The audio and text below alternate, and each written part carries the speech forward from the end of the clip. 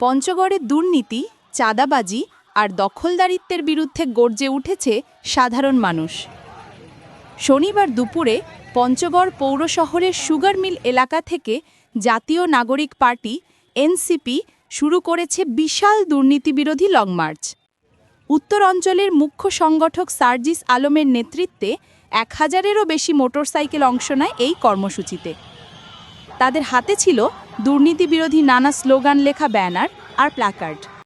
চাঁদাবাজি বন্ধ করো, সিন্ডিকেট ভাঙো, জনগণ বাঁচাও, দুর্নীতিমুক্ত বাংলাদেশ চাই।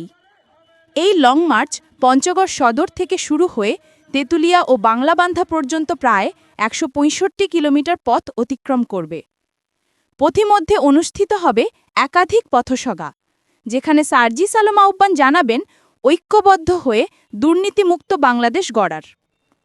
এনসিপির এই দুর্নীতিবিরোধী লং মার্চ এখন হয়ে উঠেছে পুরো জেলার আলোচনার কেন্দ্রবিন্দু। দুর্নীতির বিরুদ্ধে ঐক্যবদ্ধ হোক জনগণ। পঞ্চগড় থেকে মঞ্জু হোসেনের রিপোর্ট, নিউজ গ্রাম বাংলায়।